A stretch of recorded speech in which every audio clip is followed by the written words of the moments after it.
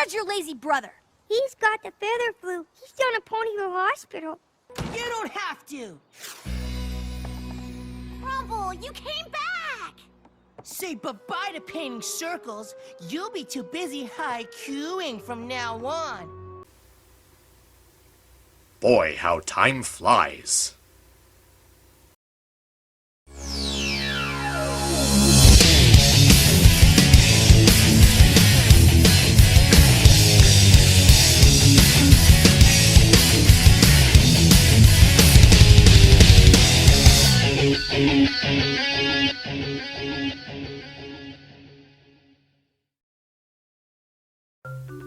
Mark and Reactions is another one of those episodes that got a lot of hype behind it because its preview was shown at a convention. And now that the episode has come out, I think that some of it has died down a bit, especially with the movie coming out next week.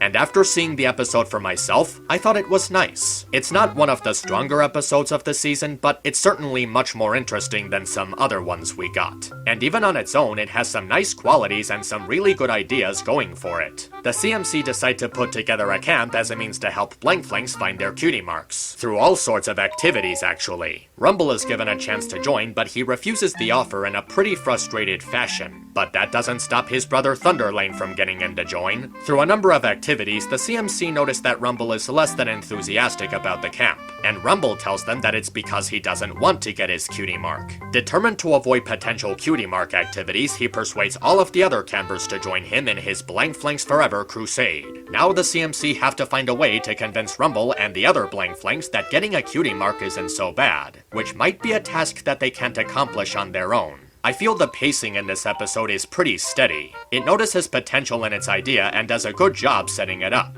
The way the events progress is done pretty smoothly and it works towards establishing the conflict with Rumble in an even way. There's some hints to how he feels about it through gestures and expressions, and it even explores his character and motivations that fit for this story. In fact, the story itself is pretty unique as a CMC episode. Seeing the CMC looking for new ways to forward their talents to help others, managing a camp dedicated to helping Blankflanks discover talents and hobbies, implementing their skills into something different. It's a way of the show using its format to explore potential ideas and come up with something clever. I can actually see the CMC maintaining this business that they made. Even if no one gets their cutie marks, it's giving these kids a way to socialize and explore their capabilities, which can actually be good for them. At first I thought that Rumble was just gonna be ignorant and his plan came from an irrational way of thinking, but the more I look at it, the more it starts to actually make sense. We see hints of his desire to be a talented flyer like his brother, looking up to him and even wanting to impress him with his own skills. We also get hints of the burden that he feels over being under his brother's shadow. Everyone obsessing over Thunderlane being a wonderbolt, seeing everyone leaving him to spend time with him, even just sitting there watching him soar while he's stuck on the ground just watching him. It's like he's envious of his brother, wanting to be like him but also feeling jealous towards him, which is fairly common when it comes to sibling rivalry. He believes that getting a cutie mark in anything that doesn't involve flying will prevent him from catching up to his brother, so he comes up with an excuse to keep him from going to camp.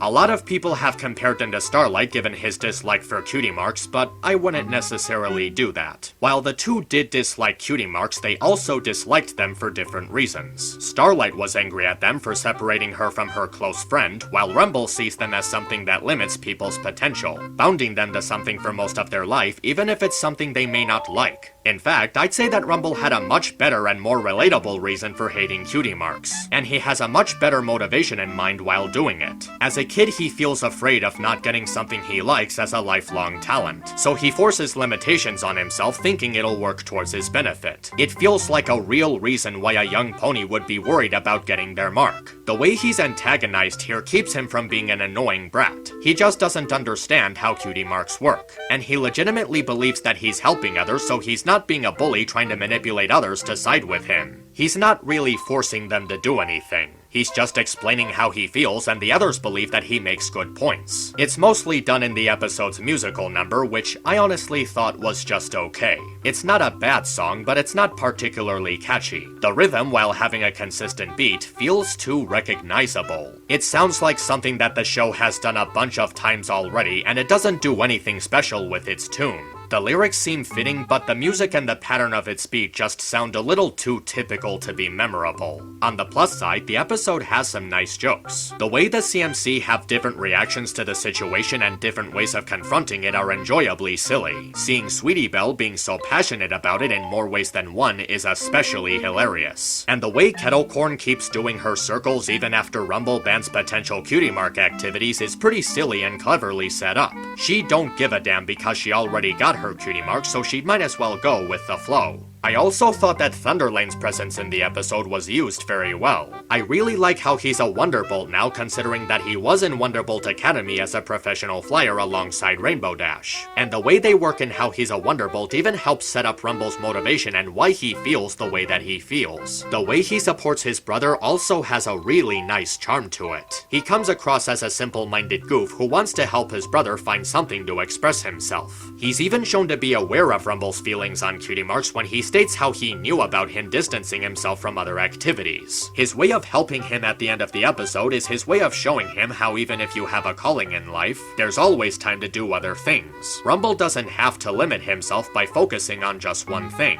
And Thunderlane wants to show him how it's possible through his hobby of cooking. Thunderlane just comes across as a real sweet and supporting sibling in this episode. And it's nice to see that the show is introducing more male characters with an actual sense of competence. And the way the moral is demonstrated in this episode through both the CMC and Thunderlane is actually pretty smart. It's a message about how we shouldn't limit ourselves and how we should allow ourselves to try new things, which I think is a good message for the audience this episode is aiming for. With this episode focusing entirely on the CMC and other kid characters, this episode can appeal much more to them, and it is a good lesson for them to learn. It might be a bit rushed and simplified, but because of that, it doesn't become too complicated for them to understand. It even has some good subtlety to it, showing how irrational fear can easily be conquered with the guidance of someone older and more mature. The way this episode's conflict was handled and resolved was actually pretty impressive, and it helps it to stand out as a CMC episode. Marks and Recreation was an episode that turned out to be a lot better than I thought. The story and conflict were interesting, the characters had a fitting presence, some of the humor was effective, and its message about opening ourselves up to new things is done in a really smart way. It's an episode that I'll certainly be seeing again sometime soon. MisAnthro Pony, over and out.